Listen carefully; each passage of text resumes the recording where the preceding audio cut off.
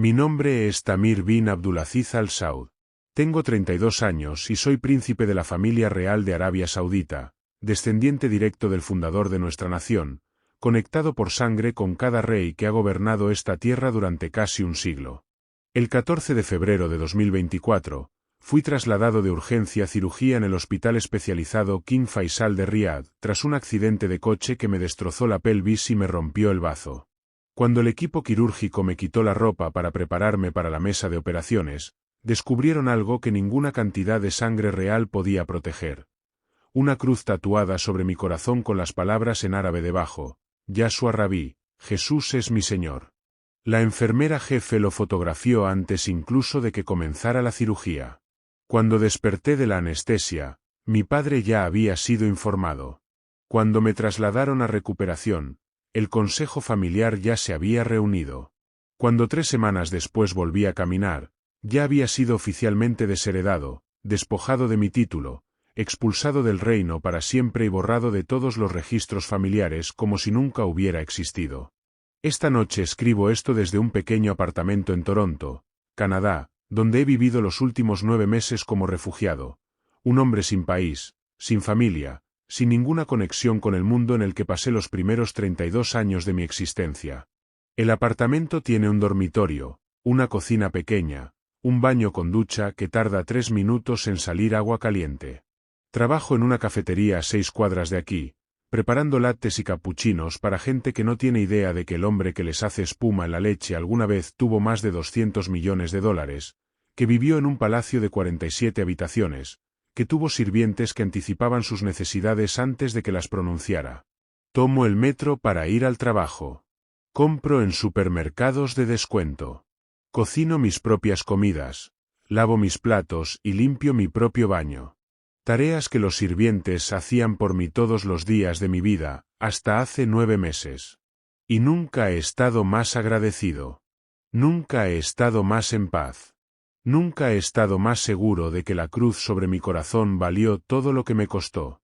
Déjame contarte cómo un príncipe saudí llegó a tatuarse el nombre de Jesús en el pecho, y por qué 30 segundos de descubrimiento quirúrgico valieron una vida entera de exilio.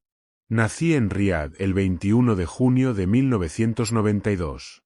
Quinto hijo del príncipe Abdulaziz bin Faisal Al Saud, nieto del rey Faisal, que había construido un imperio financiero mediante inversiones en bienes raíces, telecomunicaciones y servicios petroleros. Nuestra rama familiar era rica incluso para los estándares reales. Nuestra fortuna se estimaba en varios miles de millones de dólares. Nuestra influencia se extendía a todos los sectores del negocio y el gobierno saudí. Vivíamos en un complejo palaciego en el barrio diplomático, un conjunto de edificios que albergaba no solo a mi familia inmediata, sino a tías, tíos, primos y al extenso personal necesario para mantener nuestro estilo de vida. La residencia principal tenía 47 habitaciones, incluyendo un cine privado, piscina cubierta, gimnasio y alojamiento para los 35 sirvientes que atendían las necesidades de nuestra familia. Mi infancia fue de privilegio absoluto y cadenas invisibles. Tenía todo lo que un niño podía desear y nada de lo que realmente necesita. Tenía juguetes importados de Europa, los últimos videojuegos antes de que salieran al mercado, ropa de diseñadores cuyos nombres aprendí antes de entender su significado. Tenía tutores que venían al palacio a enseñarme árabe, inglés y francés, matemáticas, ciencias e historia, y los estudios religiosos que todo príncipe saudí debía dominar por encima de cualquier otra materia. Tenía choferes que me llevaban a donde quisiera en vehículos blindados diseñados para proteger a niños reales de amenazas reales e imaginarias. Tenía guardaespaldas que vigilaban mis movimientos, garantizando mi seguridad y también que mi padre siempre supiera dónde estaba y qué hacía. Tenía sirvientes que me traían lo que deseara antes de terminar de pedirlo, que anticipaban mis necesidades con una precisión que a un niño le parecía casi mágica, sin entender que sus trabajos dependían de ello. Pero no tenía un padre que conociera mi corazón, que preguntara qué soñaba, que temía o que me preguntaba. No tenía una madre que tuviera tiempo para las preguntas que todo niño hace, sobre Dios, la muerte y por qué el mundo era como era. No tenía libertad para explorar quién podría llegar a ser fuera de las rígidas expectativas que me rodearon desde mi nacimiento. Era príncipe de la casa de Saúd y esa identidad determinaba todo lo demás sobre mi vida antes de que tuviera edad para elegir nada por mí mismo. Mi padre era una figura distante, una presencia sentida más por su ausencia que por su involucramiento. Ocupado con negocios y política, gestionando las vastas inversiones familiares, navegando las complejas relaciones entre las distintas ramas de la familia real, con reuniones y negociaciones que lo alejaban del hogar durante días o semanas. Cuando estaba presente, aparecía en las cenas familiares y las observancias religiosas, sentado a la cabecera de largas mesas, recibiendo informes de sus hijos sobre nuestro progreso académico, impartiendo juicio y, ocasionalmente, aprobación con la economía de un hombre que tenía demasiados hijos para involucrarse profundamente con ninguno. Tenía 12 hijos y 8 hijas de 3 esposas, un arreglo tradicional que repartía su atención y afecto entre demasiados destinatarios para que alguno se sintiera verdaderamente conocido. Yo era el quinto hijo, en algún lugar en el medio de esa constelación. Ni el mayor que heredaría la mayor parte de responsabilidad y riqueza, ni el menor que podría disfrutar del cariño que padres cansados a veces conceden a sus últimos hijos. Simplemente era uno de tantos príncipes, esperado a destacar académicamente, comportarme correctamente en público, representar a la familia con la dignidad que correspondía a nuestro linaje, y eventualmente, ocupar mi lugar en el imperio empresarial según mis capacidades y la valoración que mi padre hiciera de mi utilidad. El palacio mismo era un mundo diseñado para contenernos, para proveer todo lujo mientras limitaba toda libertad. El complejo cubría varias hectáreas, rodeado de muros con cámaras de seguridad y patrullado por guardias que conocían a cada miembro de la familia de vista. Dentro de esos muros teníamos todo lo que podíamos necesitar o desear. La residencia principal contenía 47 habitaciones, incluyendo salones formales para recibir dignatarios, dependencias familiares privadas, un cine con capacidad para 30 personas, gimnasio equipado con las últimas máquinas, piscina cubierta mantenida a temperatura perfecta todo el año.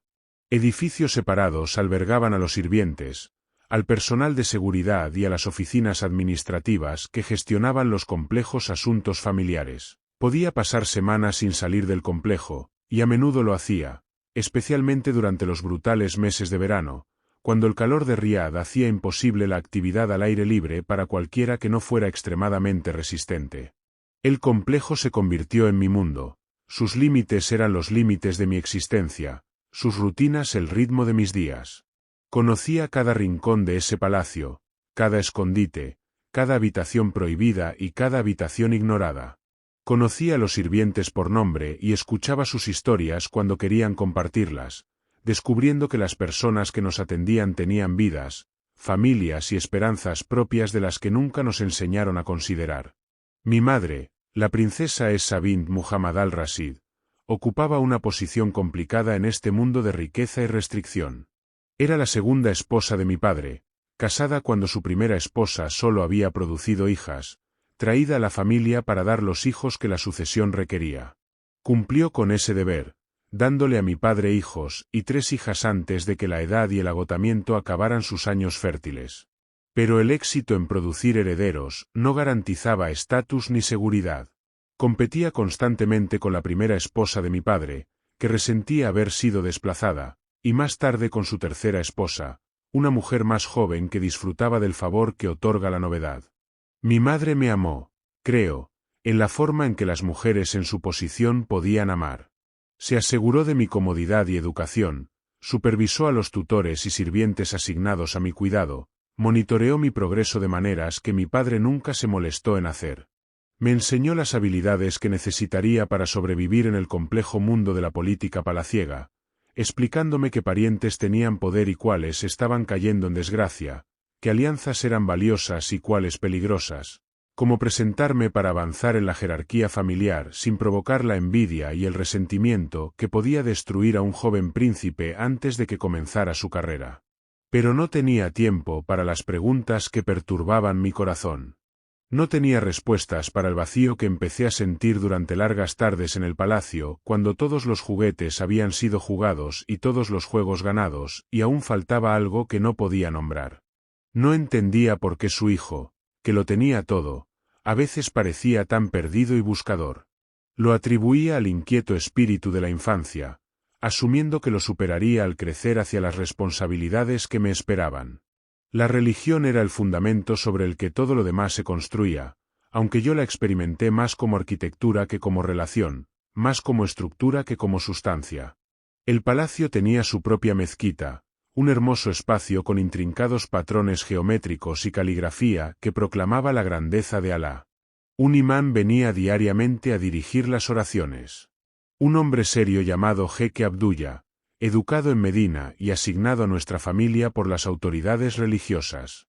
Me enseñó a recitar el Corán con la pronunciación y ritmo correctos, a realizar las abluciones rituales antes de la oración, a ponerme de pie, inclinarme y postrarme en la secuencia exacta prescrita por la tradición. Memoricé porciones del Corán desde muy pequeño, compitiendo con mis hermanos para ver quién podía recitar pasajes más largos sin error, ganando elogios del Jeque Abdullah y algún reconocimiento ocasional de mi padre cuando se enteraba de nuestro progreso. A los 12 años podía recitar suras enteras de memoria, las palabras árabes fluyendo de mi boca con una precisión que impresionaba a los visitantes y satisfacía a los eruditos que nos examinaban periódicamente. Pero las palabras seguían siendo palabras, sonidos sin significado más allá de su exactitud técnica, actuaciones religiosas que ganaban aprobación sin tocar mi corazón. Rezaba 5 veces al día, comenzando con Fae antes del amanecer, continuando con Dur al mediodía, Asr por la tarde, Magreb al atardecer e Isha después de la oscuridad. Cada oración seguía el mismo patrón, los mismos movimientos, las mismas palabras repetidas tantas veces que perdieron cualquier significado que alguna vez pudieran haber tenido. Aprendí a rezar mientras mi mente vagaba a otro lado, a mantener las posturas físicas mientras mis pensamientos divagaban entre sueños, planes y las 1000 distracciones que llenaban la mente de un joven príncipe. Las oraciones eran obligación, no conversación. Eran deber, no deseo. Me conectaban con la tradición y la expectativa familiar, no con ningún dios que pudiera sentir o conocer. Ayuné durante el Ramadán desde los 9 años, aprendiendo a disciplinar mi cuerpo mediante el hambre y la sed mientras el sol del desierto ardía afuera y las horas se alargaban interminablemente hacia el iftar. Los primeros años fueron difíciles. Mi cuerpo joven luchaba por entender por qué abrazábamos esa dificultad, por qué nos negábamos comida y agua durante el mes más caluroso del año. Pero aprendí a soportarlo, a sentir orgullo por la disciplina, a competir con mis hermanos demostrando nuestra devoción mediante el sufrimiento. En la adolescencia, el Ramadán se volvió rutina, otra obligación religiosa cumplida sin transformación interior. Otra casilla marcada en la lista de deberes que definían la vida de un príncipe musulmán. Realicé el Hajj 3 veces antes de cumplir 18 años, viajando a la Meca con mi padre y hermanos, participando en los rituales que todo musulmán debe completar al menos una vez en la vida. El primer Hajj, a los 12 años, me impresionó por su escala e intensidad. Millones de peregrinos vestidos con las blancas prendas Hiram, circulando la Kaaba en un río vivo de humanidad, corriendo entre Safa y Marva, de pie bajo el calor de Arafat mientras oraciones se elevaban de innumerables gargantas en lenguas de todo el mundo. Esperaba sentir algo durante esa primera peregrinación, alguna sensación de presencia divina, algún avance espiritual que transformara mi vida religiosa de deber a devoción. Pero solo sentí la presión de los cuerpos, el agotamiento del calor y el caminar, la complejidad logística de mover a una familia real entre multitudes que podían pisotear al descuidado. Las peregrinaciones siguientes fueron más fáciles gracias a guías y alojamientos que nos separaban de las masas, pero no fueron más significativas espiritualmente. Estuve donde millones habían estado antes que yo, recité lo que millones habían recitado, hice lo que millones habían hecho y regresé a casa sin cambiar. Si Alá estaba presente en esos rituales, no se dio a conocer a mí. A través de todas estas observancias, nunca sentí la presencia de Alá que los imanes describían, la cercanía que supuestamente venía de la sumisión y la obediencia. La oración era ritual, no relación. El ayuno era disciplina, no devoción. El Hajj era impresionante por su escala e historia, pero no transformó mi corazón ni respondió las preguntas que habían comenzado a formarse en mi mente desde la infancia. Cumplía con los movimientos de la fe porque los movimientos eran obligatorios, no porque me conectaran con algo más allá de la obligación. Era musulmán por nacimiento, por cultura, por los requerimientos de mi posición, pero no lo era por convicción ni experiencia. Faltaba algo, y no tenía palabras para describirlo. A los 16 años me enviaron al extranjero a estudiar, a un prestigioso internado en Londres donde los hijos de familias ricas de todo el mundo eran preparados para vidas de influencia y poder. La escuela fue una revelación. Por primera vez me expuse a personas que vivían fuera del marco del Islam saudí, que tenían creencias completamente diferentes a lo que me habían enseñado, y que parecían felices y con propósito a pesar de seguir religiones que me habían dicho que llevaban al fuego del infierno. Conocí cristianos que hablaban de Dios con una intimidad que parecía casi escandalosa para mis sensibilidades islámicas. Judíos que practicaban tradiciones antiguas con interpretaciones modernas. Ateos que rechazaban la religión por completo y aún así vivían con evidente paz y propósito. Las preguntas que se habían formado desde la infancia se intensificaron durante esos años en Londres. Si el Islam era el único camino verdadero, ¿por qué esta gente parecía prosperar sin él? Si Alá era el único Dios, ¿por qué los cristianos hablaban de un Dios que parecía mucho más accesible, más personal, más amoroso? Si el Corán era la revelación final y perfecta, ¿por qué la Biblia contenía enseñanzas que me impactaban con un poder inesperado cada vez que las encontraba? Aparté esas preguntas, enfocándome en los estudios y las oportunidades sociales que Londres ofrecía. Aprendí a moverme entre mundos, practicando el Islam cuando era necesario, adoptando costumbres occidentales cuando convenía, desarrollando una flexibilidad que me permitía funcionar en cualquier entorno sin pertenecer completamente a ninguno. Hice amigos entre otros príncipes saudíes, jóvenes que compartían mi origen y entendían las presiones que enfrentábamos, que navegaban las mismas contradicciones entre expectativas tradicionales y realidades modernas. Tras Londres, estudié finanzas en la Universidad de Columbia en Nueva York. 4 años que expandieron aún más mis horizontes y profundizaron mi confusión espiritual. Nueva York era la ciudad más diversa que jamás había experimentado, un lugar donde todas las religiones, filosofías y formas de vida coexistían, donde podía ir a una mezquita el viernes, pasar por una sinagoga el sábado y escuchar campanas de iglesia el domingo, todo a pocas cuadras de mi apartamento. La exposición era a la vez exhilarante y desestabilizadora, mostrándome posibilidades que nunca había imaginado mientras socavaba certezas que siempre había asumido. Me gradué de Columbia a los 22 años y regresé a Arabia Saudita para ocupar mi lugar en el negocio familiar. Mi padre me asignó supervisar una cartera de inversiones tecnológicas, empresas y startups que formaban parte del esfuerzo del reino por diversificar su economía más allá del petróleo. Viajaba constantemente entre Riad, Dubái, Singapur y San Francisco, reuniéndome con emprendedores, evaluando oportunidades, gestionando cientos de millones de dólares en inversiones que moldearían el futuro del negocio saudí. Era exitoso, según todas las medidas que importaban en mi mundo. Respetado por mi padre, envidiado por mis hermanos, posicionado para un futuro de riqueza e influencia que la mayoría solo podía soñar. Y durante todos esos años de educación, viajes y éxito empresarial, las preguntas que había reprimido desde la infancia seguían creciendo. El vacío que sentía en la práctica islámica no disminuyó con el tiempo ni el éxito. Las oraciones que ofrecía no me conectaban con nada que pudiera sentir o conocer. El Dios al que se suponía debía adorar seguía distante y exigente, un juez al que temer más que un padre al que amar. Lo tenía todo según el mundo considera éxito, y estaba espiritualmente hambriento. El cambio que eventualmente me llevaría al exilio comenzó en 2019, cuando tenía 27 años. Estaba en San Francisco para una conferencia tecnológica, alojado en un hotel cerca de Union Square, cuando una noche sin compromisos entré por casualidad en una librería. Hojeé sin rumbo hasta que un libro llamó mi atención. Su portada mostraba una cruz contra un fondo oscuro.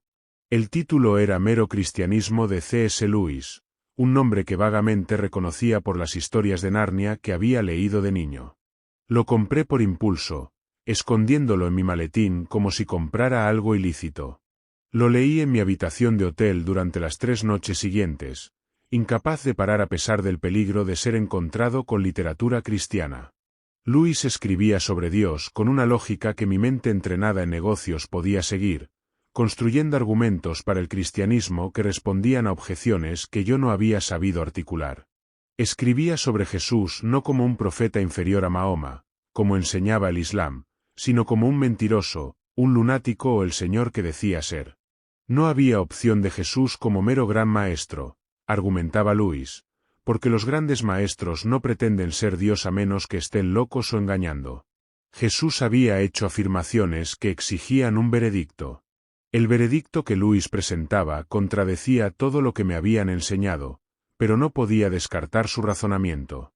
Si Jesús realmente afirmaba ser Dios y no estaba loco ni era malo, las implicaciones eran abrumadoras. El Islam estaba equivocado sobre Jesús. El cristianismo era verdadero. La fe que había practicado toda mi vida estaba construida sobre un fundamento que no podía sostener el peso de la evidencia que Luis reunía. Compré más libros en viajes posteriores a América y Europa, escondiéndolos en equipaje que la aduana saudí nunca revisaba a fondo por mi estatus real. Leí la investigación de Lee Strobel sobre la evidencia de Cristo, encontrando el enfoque periodístico a las preguntas que yo tenía. Leí el análisis académico de N. T. Wright sobre la resurrección, encontrando rigor académico aplicado a afirmaciones sobrenaturales. Leí el Nuevo Testamento mismo, comenzando por el Evangelio de Juan como recomendaba un libro, encontrando un Jesús completamente diferente del Isa que había aprendido en la educación islámica. El Jesús de los Evangelios no era solo un profeta que señalaba a un Dios que permanecía distante. Afirmaba ser uno con el Padre, haber existido antes de Abraham, ser el camino, la verdad y la vida, y que nadie viene al Padre sino por él. Hablaba con autoridad que trascendía a cualquier profeta, perdonando pecados que solo Dios podía perdonar, aceptando adoración que solo Dios merecía, prometiendo vida eterna a todos los que creyeran en él. Este no era el Isa del Islam, un mensajero humano superado por Mahoma. Este era Dios encarnado, ofreciendo relación en lugar de religión, gracia en lugar de ley, seguridad en lugar de incertidumbre interminable. Mi investigación continuó durante casi 2 años, realizada en secreto durante viajes de negocios y noches tardías cuando nadie podía ver lo que leía. Me reuní con eruditos cristianos en Londres y Nueva York, haciendo preguntas que habrían significado la muerte si las hubiera hecho en Arabia Saudita. Encontré comunidades en línea de musulmanes convertidos al cristianismo, leyendo sus testimonios y reconociendo mi propio viaje en sus historias. Luché con las implicaciones de lo que estaba descubriendo, sabiendo que aceptarlo me costaría todo. En marzo de 2021, solo en una habitación de hotel en Ginebra durante lo que se suponía era un viaje de negocios, entregué mi vida a Jesucristo. Me arrodillé en el suelo de esa habitación de hotel suiza y confesé que era un pecador que no podía salvarse a sí mismo mediante observancias religiosas. Declaró mi creencia de que Jesús era el Hijo de Dios que había muerto por mis pecados y resucitó de entre los muertos. Le pedí que me perdonara, que entrara en mi corazón, que fuera mi Señor y Salvador para siempre. En el momento en que terminé esa oración, el vacío que había cargado durante 29 años se llenó. Una presencia que nunca había experimentado en toda mi devoción islámica tomó residencia en mi corazón. Una presencia que reconocí inmediatamente como el Dios que había estado buscando sin saber su nombre. Lloré durante horas, abrumado por gozo y terror, sabiendo que había encontrado la verdad y que la verdad eventualmente me costaría todo.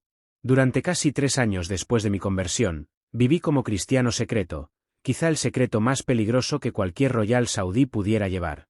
Regresé a mi vida de negocios y obligaciones familiares, asistiendo a la mezquita, participando en Ramadán, manteniendo todas las apariencias de un príncipe musulmán devoto mientras mi corazón pertenecía completamente a Jesús. No encontré ninguna iglesia clandestina a la que unirme, juzgando el riesgo demasiado grande para alguien de mi prominencia. Un empresario o un ciudadano común podría encontrar comunión secreta sin llamar la atención. Un príncipe de la familia real no podía asistir a ninguna reunión sin vigilancia y especulación. Adoré solo, leyendo las escrituras en dispositivos encriptados, orando en la privacidad de mi habitación, creciendo en la fe a través del aislamiento más que de la comunidad. La soledad era aplastante a veces, la incapacidad de compartir el descubrimiento más importante de mi vida con alguien que me conociera. Pero Jesús me sostuvo durante esos años. Su presencia era real incluso cuando no había comunión humana posible. El tatuaje fue un acto de devoción que sabía que algún día podría destruirme. Me lo hice en Londres durante un viaje de negocios en septiembre de 2023, en un estudio recomendado por un amigo cristiano que había conocido en línea. La cruz era simple pero inconfundible, ubicada directamente sobre mi corazón con las palabras árabes debajo: Yashua Rabí, Jesús es mi Señor. Las palabras que ningún príncipe saudí debería pronunciar jamás, mucho menos inscribir permanentemente en su cuerpo. ¿Por qué lo hice? Porque necesitaba algo físico que anclara mi fe invisible. Porque quería llevar a Jesús en mi cuerpo, además de en mi corazón. Porque una parte de mí sabía que el secreto eventualmente sería revelado y quería asegurarme de que, cuando llegara la revelación, no hubiera posibilidad de negación o retirada. El tatuaje fue mi Rubicón, mi punto sin retorno, mi declaración permanente de que pertenecía a Cristo, cualquiera que fueran las consecuencias. No le conté a nadie sobre el tatuaje. Usaba camisetas interiores que lo ocultaban incluso al nadar o hacer ejercicio. Evitaba exámenes médicos que requirieran quitarme la camisa. Vivía con el conocimiento de que el descubrimiento significaría destrucción, aceptando ese riesgo como el precio de llevar el símbolo de mi Salvador en mi piel. El descubrimiento no vino por descuido mío, sino por circunstancias fuera de mi control. La noche del 14 de febrero de 2024, conducía mi Porsche por la autopista fuera de Riad, regresando de una cena de negocios en la ciudad. La noche era clara y fresca, el tipo de noche invernal que hace el desierto saudí casi agradable después de meses de calor abrasador. Estaba solo en el coche, escuchando música de adoración por auriculares conectados a mi teléfono, cantando suavemente canciones que me habrían condenado si alguien las hubiera oído. Estaba feliz en ese momento, contento de una manera que mi antigua vida de riqueza sin fe nunca había proporcionado, agradecido por la relación secreta con Jesús que me sostenía en la soledad de una fe oculta. Nunca vi el camión que me golpeó. El conductor, supe después, era un trabajador pakistaní llamado Farooq, que había estado despierto 26 horas transportando materiales de construcción entre sitios, luchando contra el sueño que finalmente lo venció en el peor momento. Su camión cruzó la línea central a casi 100 km por hora, chocando contra mi Porsche por el lado del conductor con un impacto que comprimió mi coche a la mitad de su ancho original. Los airbags se desplegaron, los sistemas de seguridad se activaron. La ingeniería que Porsche pone en cada vehículo hizo todo lo posible por preservar mi vida. Pero la física es implacable, y las fuerzas involucradas en tal colisión no pueden ser completamente absorbidas por ninguna tecnología. Recuerdo fragmentos de lo que siguió, imágenes desconectadas que resurgen en sueños y momentos tranquilos. Recuerdo el sonido del impacto, un trueno que parecía venir de todas partes a la vez. Recuerdo la sensación de girar, el mundo rotando a mi alrededor de maneras que no tenían sentido. Recuerdo el dolor enorme y envolvente, centrado en mi cadera y extendiéndose por todo mi cuerpo. Recuerdo voces, árabe y urgentes, manos entrando en los restos, luces parpadeando rojas y azules en la oscuridad. Recuerdo el helicóptero, el rugido de los rotores, la sensación de ser levantado y llevado hacia algo que no podía ver. Estaba inconsciente cuando me llevaron al hospital especializado King Faisal, una de las mejores instalaciones médicas de Oriente Medio, donde la familia real recibía tratamientos que los saudíes comunes nunca podrían acceder. Estaba inconsciente cuando el equipo de trauma evaluó mis heridas: pelvis destrozada, bazo roto, hemorragia interna que me mataría en horas sin intervención. Estaba inconsciente cuando el equipo quirúrgico preparó el quirófano, reuniendo los especialistas que trabajarían toda la noche para salvar la vida de un príncipe cuya familia había financiado alas enteras de este hospital. Y estaba inconsciente cuando las enfermeras cortaron mi ropa para prepararme para la cirugía. No vi el momento en que me quitaron la camisa, cuando la cruz tatuada sobre mi corazón quedó expuesta bajo las brillantes luces quirúrgicas. No vi la expresión en el rostro de la enfermera Fátima bint Saed Alani, la jefa de enfermeras de turno esa noche, cuando reconoció lo que veía. No la vi sacar su teléfono y fotografiar el tatuaje. No la oí llamar a las otras enfermeras para que fueran testigos de lo que había descubierto. No sabía que mi secreto estaba siendo documentado antes de que los cirujanos hicieran su primera incisión. La fotografía lo mostraba todo claramente. La cruz era inconfundible, sus líneas nítidas y oscuras contra mi piel, ubicada directamente sobre mi corazón donde yo la había querido. Las palabras árabes debajo eran igualmente claras: Yashua Rabí, Jesús es mi Señor. 4 palabras que me condenaban más seguramente que cualquier confesión. Evidencia que no podía ser explicada ni negada. Testimonio permanente inscrito en mi propia carne. La enfermera Fátima hizo lo que su entrenamiento y su cultura exigían.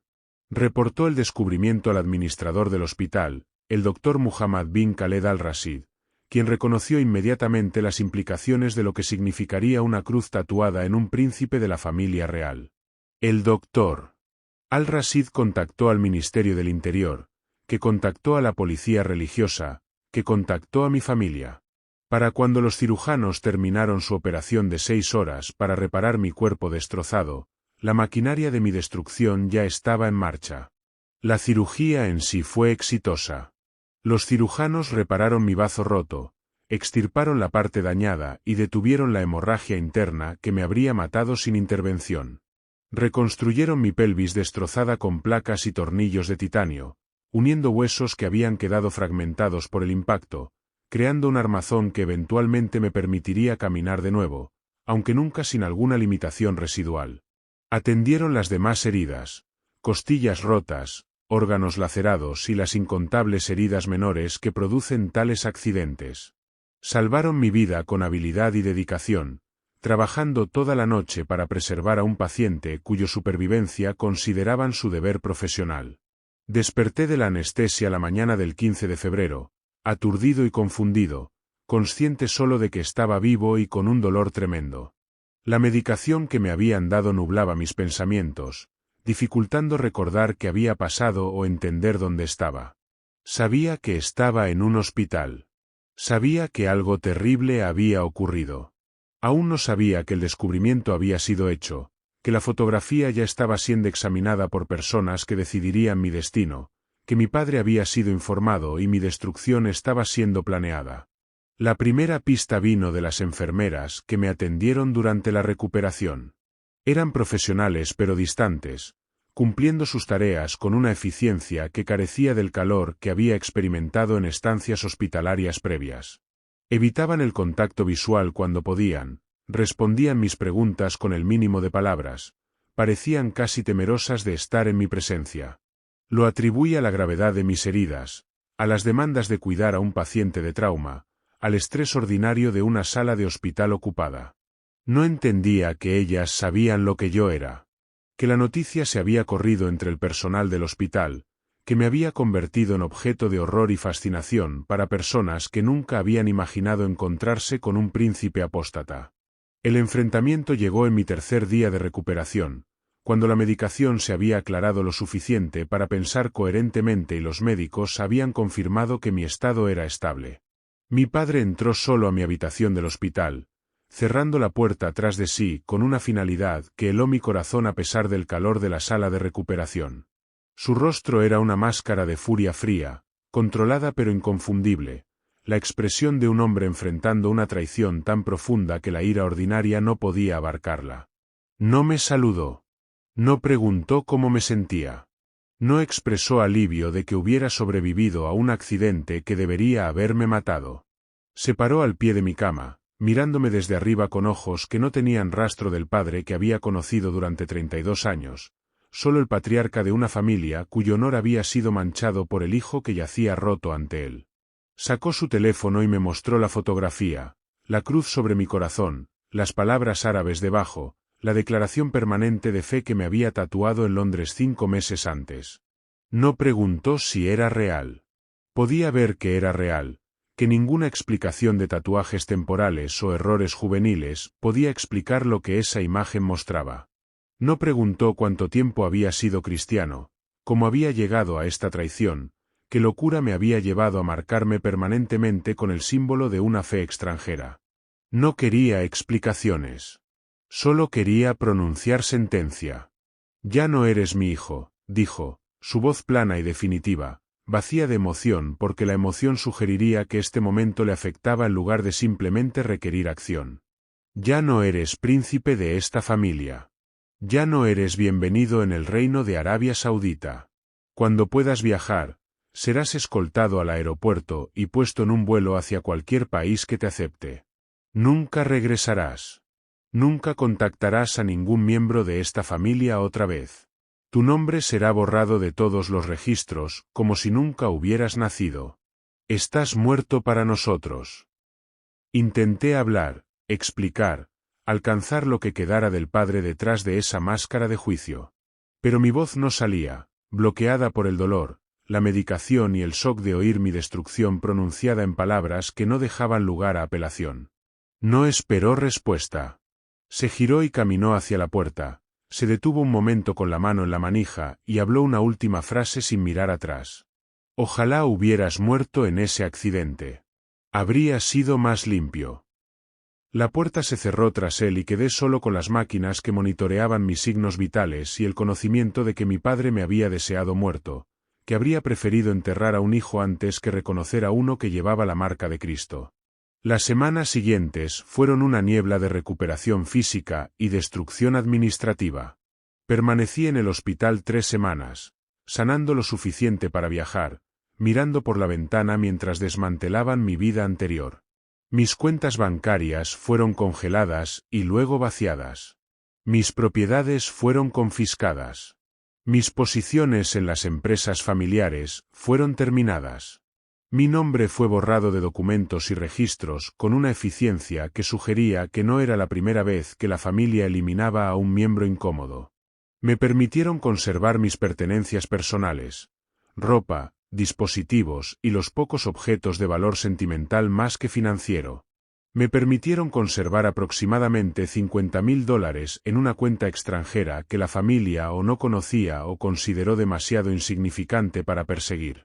Me permitieron conservar mi vida, lo cual bajo la ley saudí por apostasía no estaba en absoluto garantizado. La embajada canadiense en Riad había sido contactada por una organización cristiana que monitorea la persecución en Oriente Medio, una organización que de alguna manera se había enterado de mi situación. Gestionaron un estatus de refugiado de emergencia, cortando la burocracia que normalmente toma meses, preparando documentación que me permitiría entrar a Canadá como minoría religiosa perseguida. El 15 de marzo de 2024, exactamente un mes después de mi cirugía, fui escoltado al Aeropuerto Internacional King Khaled por hombres que alguna vez me protegieron y que ahora solo se aseguraban de que abandonara el reino para siempre. Tomé un vuelo a Toronto con 2 maletas, $50,000, una pelvis destrozada sostenida por metal y una cruz tatuada sobre mi corazón. Miré por la ventanilla del avión mientras Arabia Saudita desaparecía bajo las nubes, sabiendo que nunca volvería a ver mi patria, nunca visitaría las tumbas de abuelos y ancestros, nunca olería el aire del desierto ni oiría el llamado a la oración resonando por Riad al amanecer. Todo lo que había conocido durante 32 años se había ido. Eso fue hace 9 meses. He construido una nueva vida en Toronto, una vida tan diferente a mi existencia anterior que a veces me cuesta creer que ambas pertenecen a la misma persona. Vivo en un apartamento de un dormitorio en un barrio llamado Parkdale, una zona diversa donde inmigrantes de todo el mundo reconstruyen vidas interrumpidas por guerra, persecución y agitación política. Mis vecinos incluyen refugiados de Siria, Afganistán y Somalia. Personas que entienden la pérdida de maneras que los canadienses nativos no pueden comprender plenamente, que reconocen en mis ojos el duelo particular del exilio. Trabajo en una cafetería llamada The Daily Grind, un empleo que encontré a través de una organización de ayuda a refugiados que ayuda a los recién llegados con empleo e integración. Preparo bebidas de café 8 horas al día, aprendiendo la diferencia entre un flat white y un cortado, memorizando los pedidos de los clientes habituales, desarrollando habilidades que nunca imaginé que un príncipe necesitaría. Mis compañeros de trabajo saben que soy de Arabia Saudita, que soy refugiado, que soy cristiano. No saben que alguna vez tuve $200 millones, que alguna vez tuve sirvientes que me preparaban el café exactamente como me gustaba, que alguna vez volé en jets privados a reuniones que moldeaban el futuro de empresas tecnológicas. El dinero que salvé se gasta con cuidado, estirado para cubrir renta y comida y los gastos médicos que mi pelvis aún requiere. Veo a un fisioterapeuta 2 veces por semana, trabajando para recuperar movilidad completa, aprendiendo a caminar sin la cojera que la cirugía y el trauma dejaron. Tomo clases de inglés por las noches, mejorando las habilidades que desarrollé en Columbia pero nunca dominé completamente, preparándome para el futuro que Dios tenga planeado en este nuevo país. He encontrado una iglesia, una congregación de habla árabe que se reúne en un salón alquilado en Scarborough, en el extremo oeste de la ciudad. El edificio no se parece en nada a la mezquita donde oré durante 32 años. No hay minaretes, patrones geométricos ni caligrafía proclamando la grandeza de Alá. Solo un salón sencillo con sillas plegables en filas, un pequeño escenario al frente, una cruz en la pared que me recuerda la que llevo sobre mi corazón. Pero cuando nos reunimos los domingos por la mañana, cuando 50 o 60 refugiados de todo Oriente Medio alzamos juntos nuestras voces en adoración, la presencia de Dios llena ese espacio más poderosamente que cualquier cosa que experimenté en las mezquitas más grandiosas de Arabia Saudita.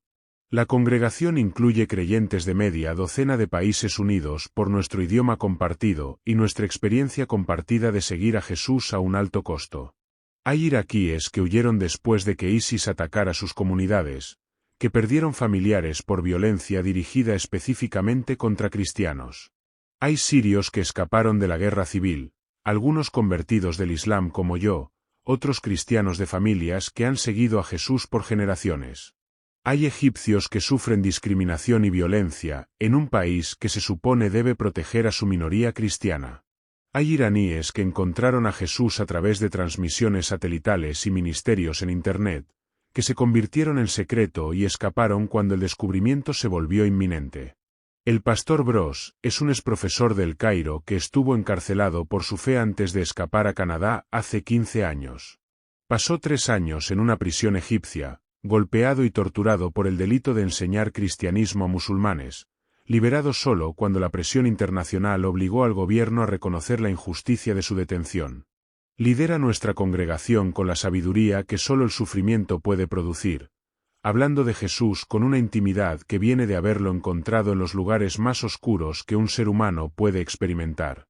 Se ha convertido en un padre espiritual para mí, llenando el rol que mi padre biológico abandonó cuando vio la cruz en mi pecho, guiando mi crecimiento como creyente, ayudándome a procesar el duelo y la gratitud que se alternan en mi corazón como estaciones que no puedo controlar. La comunión se ha convertido en mi nueva familia, reemplazando a los parientes de sangre que me declararon muerto y borraron mi nombre de sus registros. Está Joseph, un empresario iraquí que tenía una exitosa empresa de construcción en Mosul antes de que ISIS invadiera y se lo quitara todo. Llegó a Canadá con su esposa y 3 hijos, sin nada más que la ropa que llevaban puesta y la fe que les había costado su patria. Trabajó de lavaplatos, luego de conserje, luego de camionero, ahorrando cada dólar hasta poder abrir un pequeño restaurante que ahora emplea a 8 personas. Su historia me recuerda que reconstruir es posible, que la vida puede comenzar de nuevo incluso después de la destrucción total. Está Miriam, una doctora siria que vio a su esposo ser fusilado por soldados porque trataba a civiles heridos sin preguntar de qué bando eran. Cruzó Europa a pie con 2 niños menores de 10 años, durmiendo en campos y refugios, dependiendo de la bondad de desconocidos que vieron la desesperación de una madre y respondieron con humanidad. Ahora trabaja como asistente médica, estudiando para los exámenes que le permitirán ejercer medicina en Canadá, reconstruyendo lentamente una carrera que la guerra y la pérdida interrumpieron pero no pudieron destruir. Está el anciano, no el pastor, sino otro hombre con el mismo nombre, un cristiano egipcio que pasó 20 años en prisión por su fe. 20 años. Fue arrestado a los 32 años, la edad que tengo ahora, y liberado a los 52, con la salud destrozada pero el espíritu invicto. Dirige nuestra adoración con una voz que se quiebra y tiembla, pero que lleva la autoridad de quien ha sufrido más que la mayoría y lo ha perdonado todo. Cuando ora, la sala se queda en silencio porque sabemos que sus oraciones surgen de una profundidad de fe que las vidas fáciles no pueden producir. Estas personas se han convertido en mi familia, mis hermanos y hermanas en Cristo, la comunidad que nunca tuve durante esos años solitarios de fe secreta en Arabia Saudita. Entienden lo que cuesta seguir a Jesús, cuando seguirlo significa perderlo todo. No me compadecen por mis pérdidas, ni me admiran por mi sacrificio. Simplemente me reciben como uno de ellos, otro refugiado salvado por gracia, otro exiliado que descubre que el hogar no es un lugar sino una persona. Pienso a menudo en mi familia en Arabia Saudita, el padre que me desheredó y me deseó muerto, la madre que no luchó por mí, los hermanos y hermanas que aceptaron mi borrado sin protesta. No los odio. No puedo odiarlos. Jesús me manda a perdonar. Y estoy aprendiendo a obedecer incluso cuando la obediencia parece imposible. Ellos hicieron lo que su fe y su cultura exigían, lo que siglos de tradición demandaban cuando un miembro de la familia cometía el pecado imperdonable de apostasía. Eligieron el Islam por encima de mí, como les enseñaron a elegir, como yo habría elegido antes de que Jesús me encontrara en mi privilegio y vacío. Oro por ellos todos los días, pidiendo a Dios que se revele a ellos como se reveló a mí. Oro por mi padre, para que el hijo al que deseó muerto pueda de alguna manera convertirse en el medio de su salvación. Oro por mi madre, para que encuentre el amor que buscó mediante política palaciega en los brazos de un Dios que la valora por quien es. Oro por mis hermanos y hermanas, para que uno de ellos comience a hacer las preguntas que yo hice, descubra el vacío que yo descubrí, encuentre al Jesús que yo encontré. Oro para que sueños y visiones penetren muros que el testimonio humano no puede atravesar. No sé si volveré a verlos en esta vida o en la siguiente. Solo puedo confiar en que el Dios que me encontró en mi lujo pueda encontrarlos en el suyo. Pienso en las enfermeras que descubrieron mi tatuaje, que lo fotografiaron y reportaron antes de que mi cirugía siquiera terminara. Tampoco las odio. Hicieron lo que su entrenamiento y su cultura exigían, lo que cualquier profesional médico saudí haría al enfrentarse a evidencia de apostasía en un paciente. Tal vez salvaron mi vida con su habilidad médica y destruyeron mi vida con su reporte. Ambas acciones realizadas porque el deber lo exigía. Espero que algún día sepan por qué un príncipe se tatuaría una cruz sobre el corazón. ¿Por qué alguien arriesgaría todo por una fe que ellos consideraban falsa? Pienso en el tatuaje mismo, la simple cruz y las palabras árabes que me costaron $200 millones, una familia y una patria. Sí. Jesús es mi Señor. Lo miro todas las mañanas cuando me visto para ir a trabajar, tocando las líneas elevadas de tinta que me marcan para siempre como perteneciente a Cristo. El tatuaje que destruyó mi antigua vida se ha convertido en el símbolo de la nueva. Un recordatorio permanente de que hice mi elección y de que mi elección valió todo lo que costó.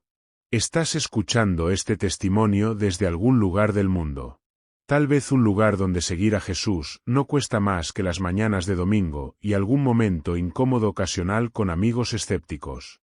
Tal vez nunca has considerado lo que significa llevar a Cristo en tu cuerpo en una tierra donde tales marcas significan muerte. Tal vez nunca has calculado el costo de la fe, porque en tu contexto el costo parece tan pequeño. Quiero decirte lo que he aprendido a través del exilio, la pérdida y la reconstrucción de una vida desde la nada. Jesús lo vale todo. Vale más que $200 millones. Vale más que palacios, sirvientes y jets privados. Vale más que aprobación familiar, títulos reales y una patria a la que nunca podrás regresar. Vale más que todo lo que perdí, porque lo que él da a cambio no puede medirse con ninguna moneda que el mundo reconozca. Era un príncipe que lo tenía todo. Ahora soy un refugiado que casi no tiene nada. Pero tengo a Jesús, y en él tengo todo lo que importa. La cruz sobre mi corazón no es una marca de vergüenza. Es una marca de pertenencia. Declara a quien la vea que pertenezco a Cristo. Que lo elegí cuando elegirlo costó todo. Que lo elegiría otra vez si tuviera que elegir 1000 veces. Suscríbete a este canal para escuchar más historias de fe que lo cuestan todo y ganan lo que no puede medirse. Dale like a este vídeo para que otros que esconden su fe, que se preguntan si Jesús vale el riesgo, que están calculando costos que temen pagar, puedan encontrar el camino al valor. Compártelo con alguien que necesita saber que ningún precio es demasiado alto por el tesoro de conocer a Cristo. Mi nombre es Tamir. Fui un príncipe que se tatuó a Jesús en el corazón. Y desde este pequeño apartamento en Toronto, preparando café para pagar mi renta, lo declaro otra vez. Yahshua Rabí. Jesús es mi Señor para siempre.